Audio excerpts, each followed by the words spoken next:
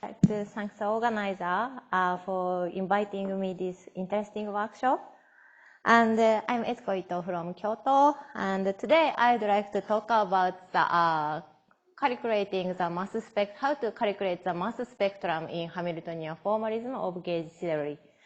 And this talk is based on these two papers, collaboration with Akira Matsumoto. He is a postdoc in Yukawa Institute, and also Yuya Tanizaki sitting around here. Yeah. And let me start the introduction. So, as everyone knows, one of the non-trivial phenomena of QCD is following the low-lying state given by composite particles, so-called hadrons, because of quark confinement. And furthermore, the mass of hadron are much, much heavier than just the sum of quark mass. So, and to give a theoretical prediction of hadron mass, we have to take into account the all interaction effect correctly. And so far, only lattice Monte Carlo QCD give a perfect agreement between the QCD prediction and experiment.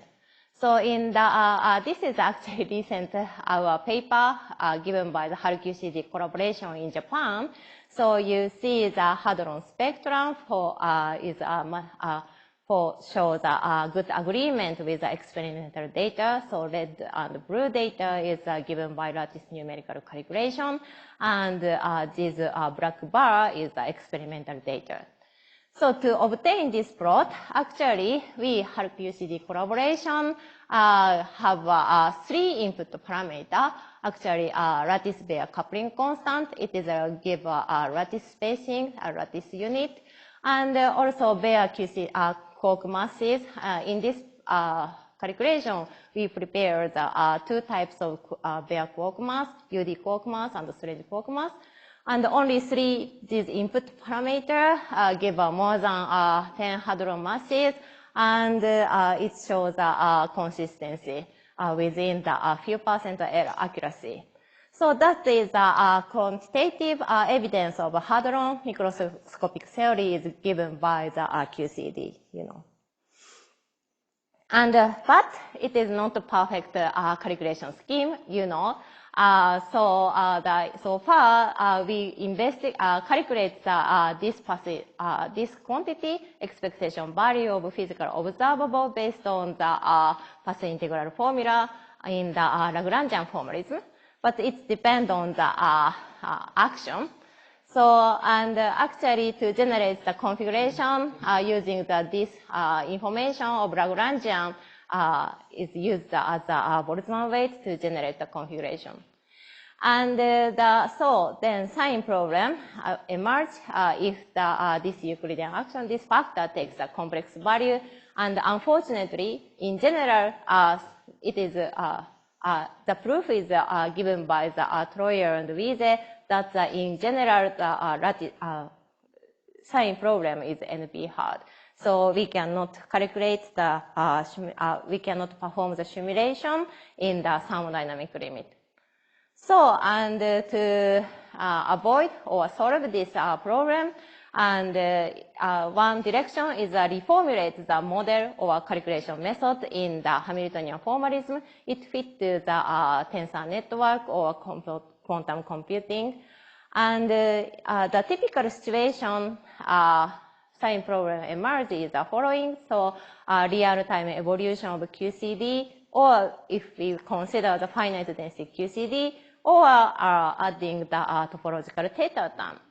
So, and we maybe expect the new calculation method expands the range of theory to be explored. And today, I'd like to talk about such one of new calculation method to obtain the mass spectrum of composite state, which works for the gauge theory in Hamiltonian formalism. And to demonstrate our calculation method, we investigate the Schwinger model using the DMRG, one of the tensor network method. And we introduce a topological theta term, and then the sign problem emerges in the conventional lattice Monte Carlo method. And also we investigate the nearly conformal field theory. It corresponds to the level-wise Wess-Zumino-Witten model.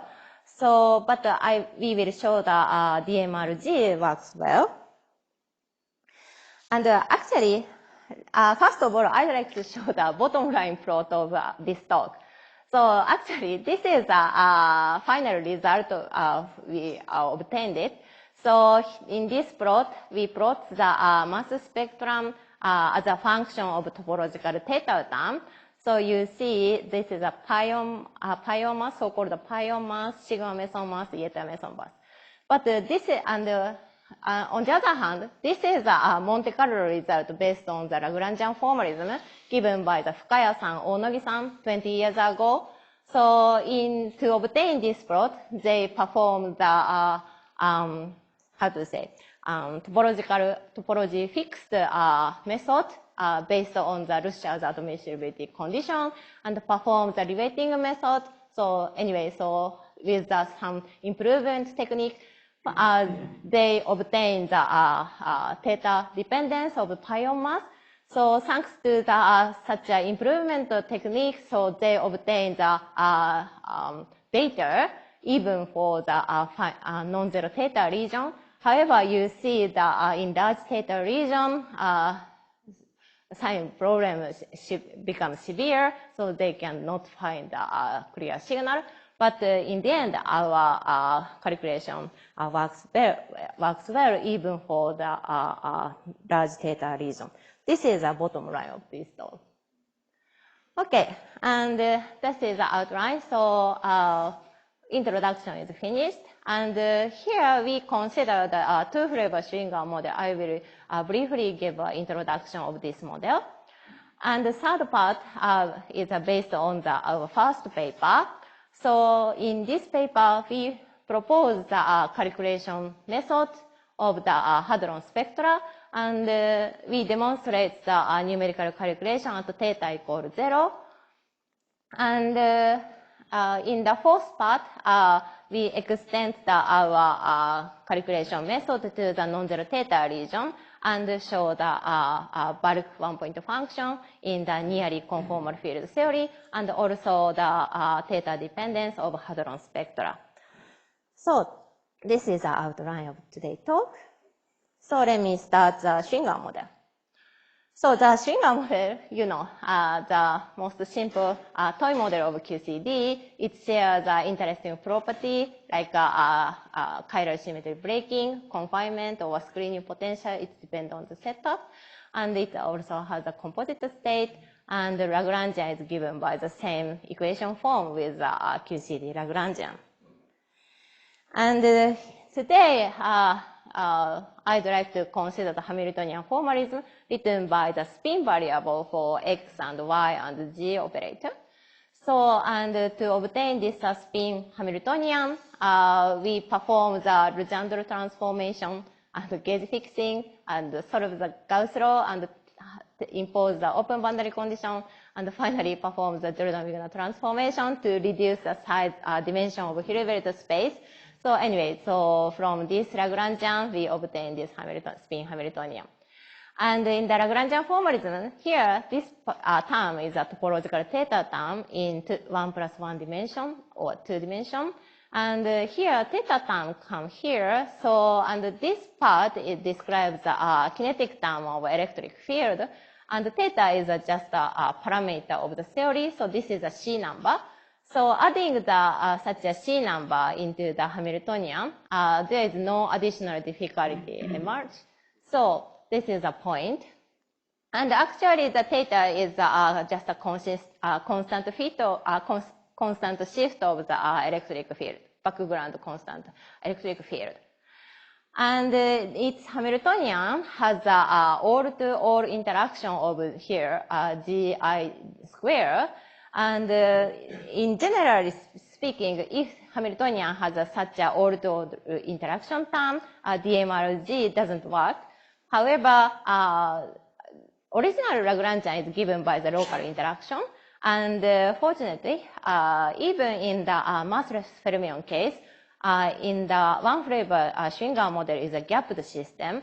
So DMRG works very well. And based on such a theoretical expectation, actually there is many study on the one flavor Schwinger model in Hamiltonian formalism. This is a very old list and very biased list because red line is my paper. But anyway, many study the Schwinger model is appeared now. And they are mainly people investigate the real-time evolution or finite density situation or adding the topological theta term. And all these situation works well in the Hamiltonian formalism. And here, we would like to consider the two-flavor Schwinger model, more QCD-like theory. So the interesting property of two-flavor Schwinger model is the following. Firstly, the confinement of fermions occur, and the low-lying state are given by the composite particle, actually like a meson in QCD. And at the theta equal pi, it is expected the model becomes nearly conformal field theory. So technically question arises, so can we do the DMRG? So in general, it is said that DMRG doesn't work for the conformal field theory, and we need the Miller or the other highly technical method is necessary to take into account the entanglement property correctly. However, here I'd like to show them, give some message for the DMRG calculation. So actually, this is a plot of the bond dimension as a function of system size n. And so in this plot is a result of the bond dimension in our actual calculation. And the blue data and red data is a theta equal 0 and a small theta region. They are gapped system. And the green data is a theta equal pi, so nearly conformal field theory. So in the gapped system, the bond dimension saturates at the finite value in the thermodynamic limit. So this is good. But you see the theta equal 0, bond dimension increases as a function of n. And we can fit our data using this function n2/3. So this 1/3 comes from the knowledge of the entanglement entropy of the conformal field theory, C equal 1 case. And this is a theoretical prediction. Bond dimension should be larger than this function. And actually our calculation correctly reproduces this scaling behavior of bond dimension. And so here is a message. Actually, the bond dimension increase as a function of system size, but for instance, up to 300 lattice size, we can do the DMRG using the laptop computer, thanks to the highly sophisticated algorithm. So, and I will show you another evidence. The calculation works very well even in the conformal field theory. Okay. And this is our target of hadron in the two-flavor Schwinger model in this talk. So there is a prediction given by the Coleman in old days. So by analytical study, at least at theta equal 0, there is 3 types of hadron mesons. The lightest state is a so-called pion, isotriplet pseudoscalar meson. The operator pi is given by this equation. And the quantum number here in our notation, J is the isospin associated with SU2 flavor symmetry. And so we classify the state using the 3 quantum number, isospin and parity and G parity. This is a generalized charge conjugation in the isospin basis. So anyway, so JPG of pion is 1 minus plus. And the second lowest state, according to the Coleman's paper, is a sigma. So this is a singlet scalar method. So operator is given by this, and JPG is a 0 plus plus. And the third one is a YITP method, singlet pseudo-scalar method. The operator is given by this equation, and the JPG is a 0 minus minus. This is our target hadron. So now let us investigate, calculate the mass spectrum of this hadron in Hamiltonian formalism. And actually, in our first paper, we actually performed the 3 calculation methods. The first one, we measure the spatial correlation function. And this is very similar with the conventional lattice Monte Carlo study. So we, measure the 2-point function.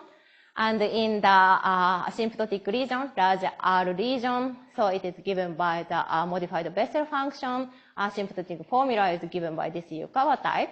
In the language of the lattice QCD, we measure the point-to-point correlation function. And the second one, we measure the bulk one-point function. So we calculate this quantity, bulk operator. Here, operator is, of course, hadron operator, composite operator. And we measure this quantity. And this is effectively calculate the correlation function with the boundary edge state. We introduce the open boundary condition, then at the boundary, there is an edge state. And by tuning such a boundary condition and using the knowledge of SPT phase of the Schwinger model, we tune the value of the theta term. Then we can obtain the correct one-point function of the desired meson state. And the third one is a dispersion relation scheme. So previous to calculation scheme, essentially we calculate the correlation function of the operator. But the third scheme, it is completely different. And it is good for the Hamiltonian formalism, I think. So in the third calculation scheme, we construct the excited state, not ground state, and measure the energy and the momentum and the quantum number. Then we obtain the mass. So, and here in this talk, I'd like to explain the third one more detail. And actually in the dispersion relation scheme, so we firstly generate the matrix product state wave function for the Ellis excited state. And to obtain the excited state, we modify the Hamiltonian by adding the penalty term. And actually, the ground state is the lowest state of the Hamiltonian. And the first excited state is the lowest eigenstate of Hamiltonian orthogonal with the ground state. So such a orthogonal condition is introduced as a penalty term of the cost function to obtain the matrix product state. And so using such a modified cost function, we can obtain the excited state step by step. And actually we performed the calculation up to the 23rd excited state. And this is raw data of the result. So in this plot, we show the energy gap for Ellis excited state, for each excited state. And in this plot, we show the momentum square for each excited state. And obviously, you can see the weird triplet structure in this plot. And maybe that is a candidate of the pion state. And there is a somehow singlet state.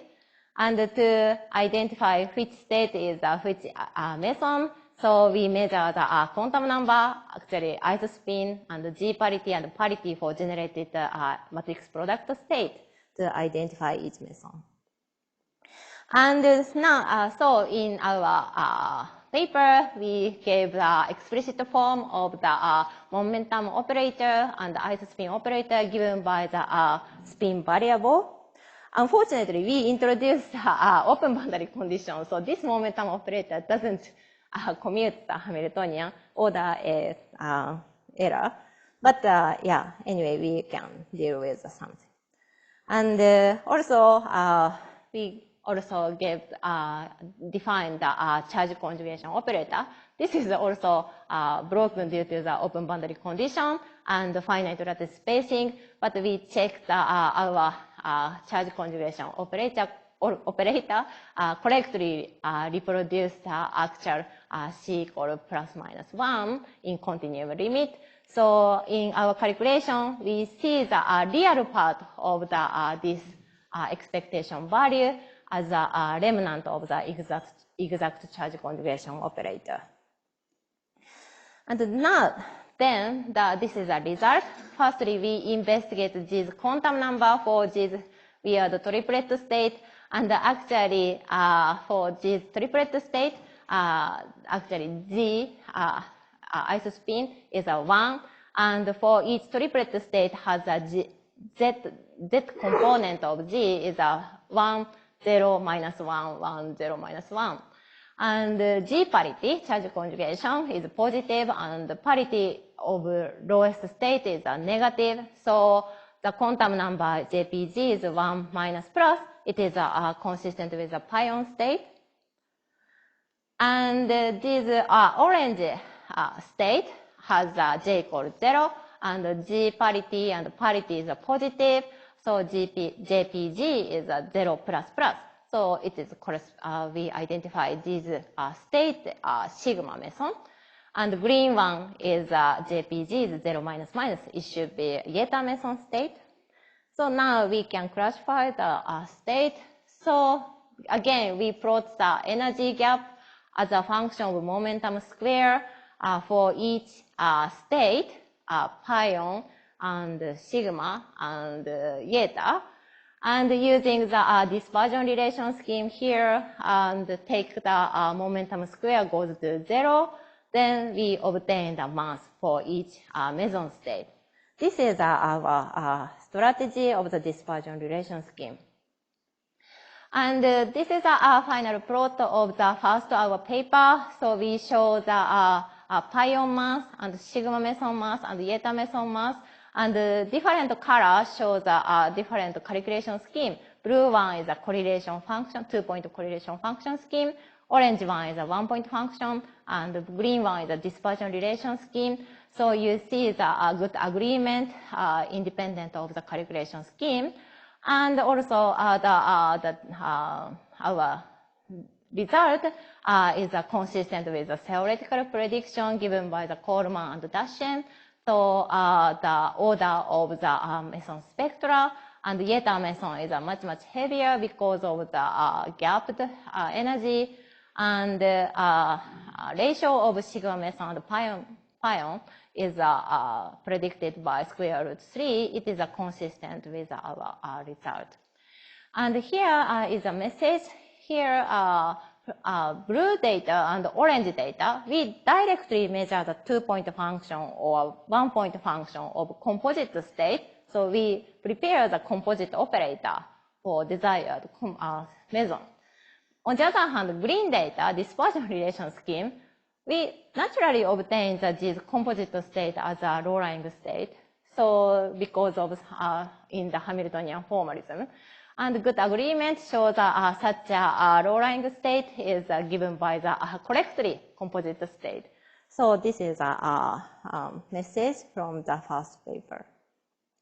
And now we investigate the non-zero theta region, much interesting region. And at the theta equal non-zero, we have several theoretical things.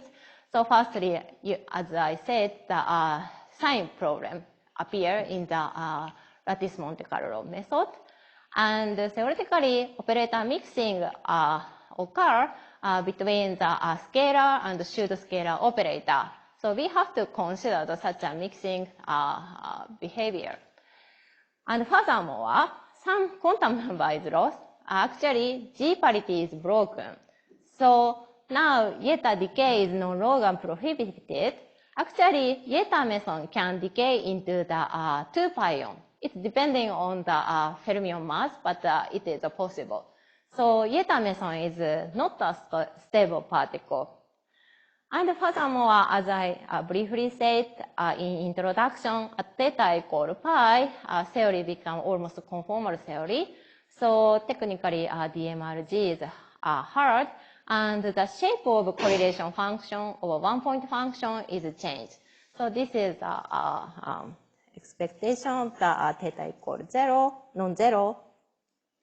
And actually, to investigate the one-point function, we improved our calculation scheme by introducing the wing region, attached region of in our lattice setup, and by manage the wing region, actually putting on the flavor-dependent mass to extract the desired state, we can obtain the correct efficiently the meson spectra correlation function.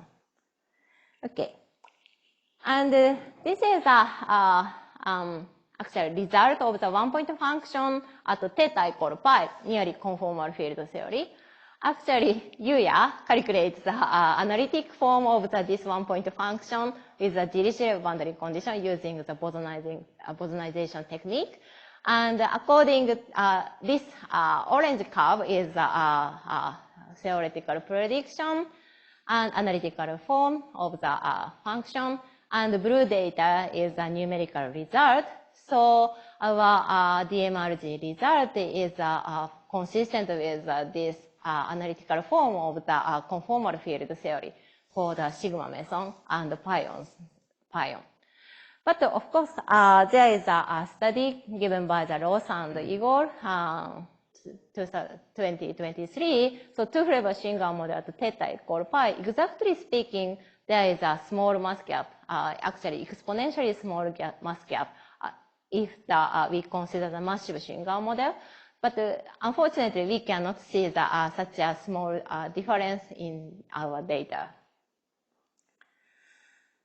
And in the dispersion relation scheme, so we can straightforwardly apply to the previous calculation recipe.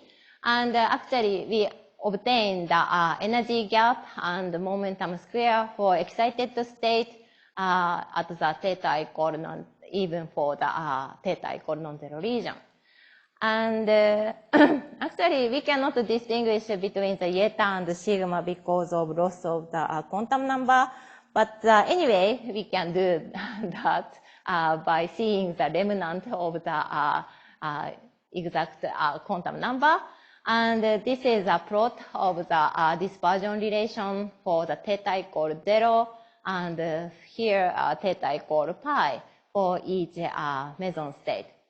And in this plot, you can see the green one, eta meson disappear in the large theta region because the eta already decay into the G other state.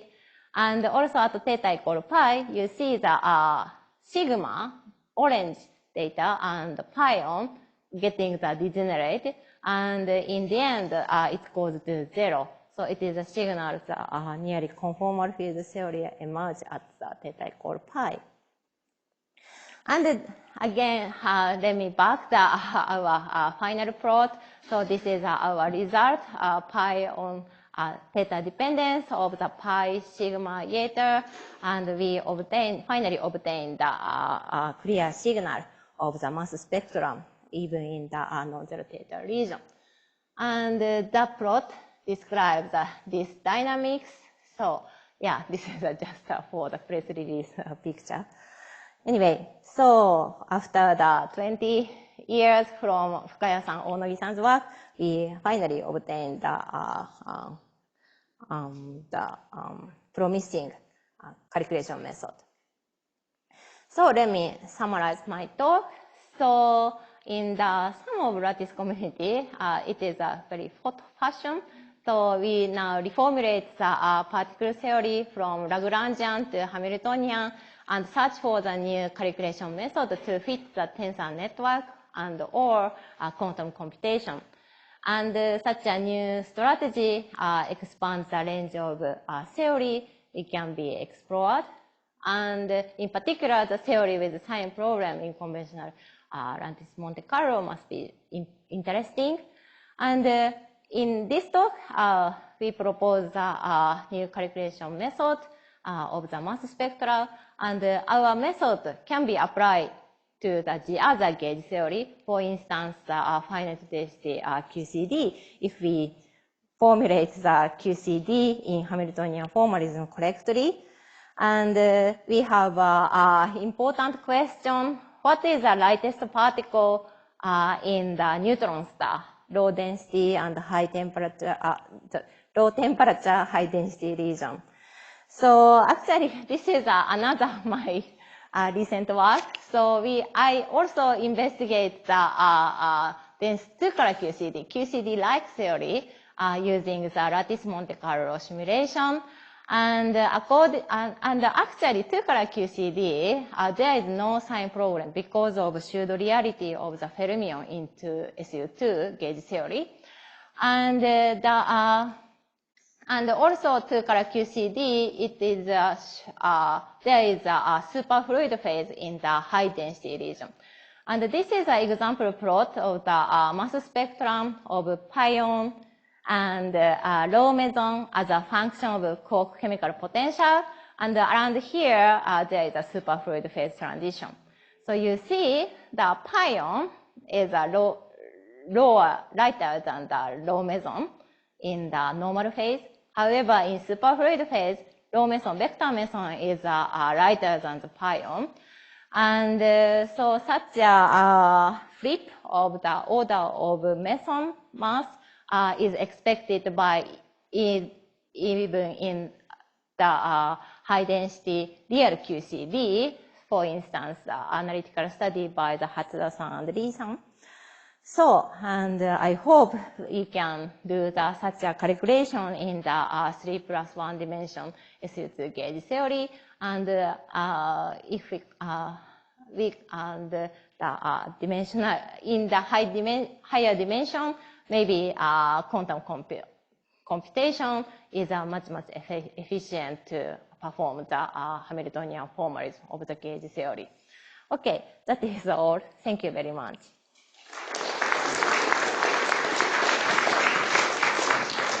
Yeah, thank you very much. Yeah, I had a question actually. So you were working at m/g.1. Yeah, then this, you get e to the minus 100, I guess, for the mass gap at theta equal pi. Yeah. But suppose you increase m/g. Is there hope that you will see this exponentially small mass? Yeah, I think so. Yeah, actually we fix the parameter mass and coupling constant. So yeah, but changing the this parameter is also interesting. But you haven't been able yet to see this exponential. No, not yet. Yes, please. You have shown some really impressive data. I am surprised that this can be done.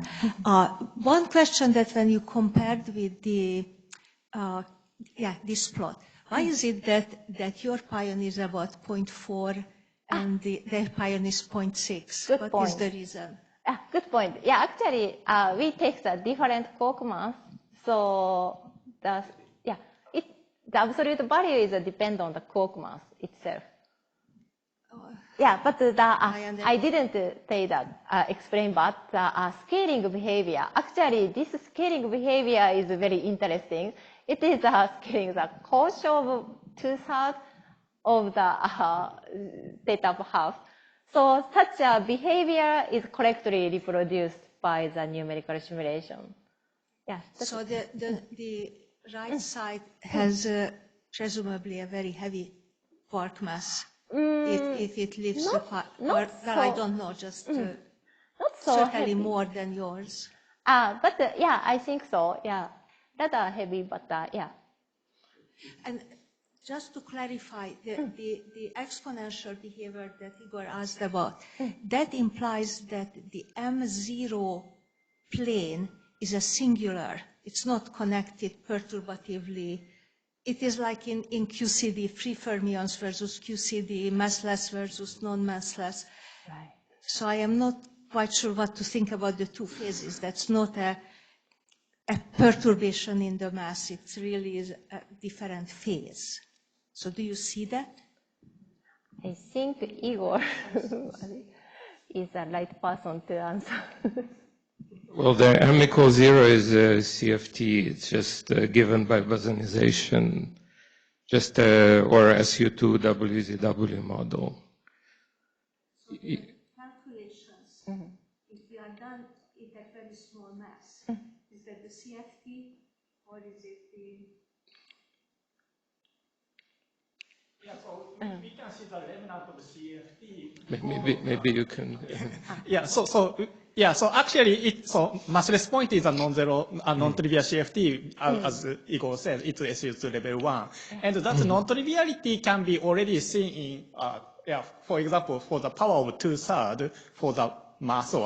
So if we add a small mass perturbation, then ground state energy depends with m to the power of 2/3, not linear in m. So that is a remnant of non-triviality also. And you see that 2/3 a good fit to the 2/3? Yeah, we can see it. Yeah, that's I can advertise an old paper by Coleman from 1976. He derived this 2/3 before the non-abelian bosonization, but you can see just from the abelian bosonization. It's a beautiful paper. And he actually pointed out that theta equal pi is very special because the leading relevant operator cancels and you have this marginal operator logarithmic flow, which leads to this exponentially small mass gap. There was another question. Yeah.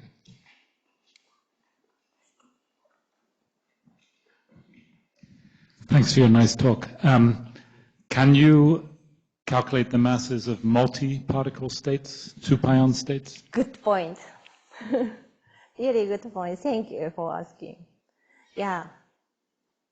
Actually, here, this is a strange state, and we consider, this is a 2-pion scattering state. Yeah. We have to investigate more detail, but such a scattering state is also interestingly investigated in the Hamiltonian formalism. Yeah, thank you.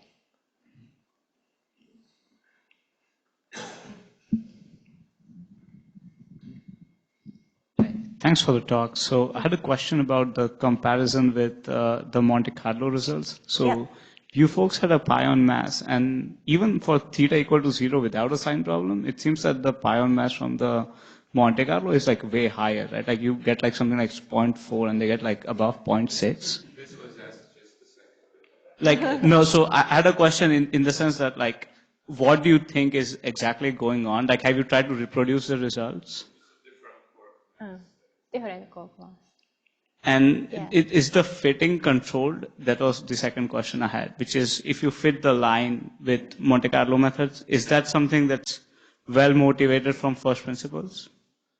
Yeah. Like this dotted line going all the way down? This is, which one? In the right-hand side, you can draw the dashed line. Is that something we should expect to work at all or no? Yes, that line is the same with this theoretical prediction line. But in this, but in the Monte Carlo, because of sign problem, they cannot reproduce in the large theta region. Yes. This dotted line is just a theoretical one, given by the Coleman in order. Yeah, this line is a prediction of Coleman from bosonization. This cosine theta over 2 to the 2/3 power. The trick is to see it from this numerical.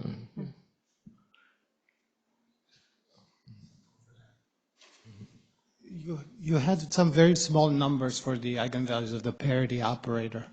Sorry? You had some very small numbers for the eigenvalues of the parity operator in the when you're extracting the spectrum and for theta equals 0. Yeah. Yes. Like the last column, yeah. Yeah. Like this one. Yeah, Yeah. why is that? Yeah, but because of the parity is explicitly broken in our lattice setup because of open boundary condition. But briefly I explained it that we see that actually charge conjugation operator and parity operator takes a complex value in our lattice setup. But we find that if we take the real part of the expectation value, then it gave us some remnant of exact parity operator or charge conjugation operator. So it is a very small value, but we focus on the sign of this quantity. Yeah, and we decide the parity is negative or positive. That is.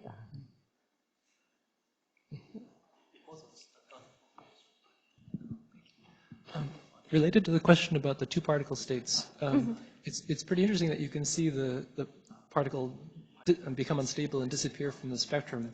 I guess I was wondering how would you study resonances using these methods? Yeah, yeah, I'd like to discuss. yeah, but I saw the how to say local site-dependent value of the pseudoscalar operator of the these looks like the two particle scattering state, and it has a double peak like 2 pion. So we consider that it is a 2 pion scattering state. Yeah, but maybe we will extract some information of scattering. So, for instance, scattering radius or something. But I guess if you have all these eigenstates of the Hamiltonian, I guess you can also do time evolution maybe. Yeah.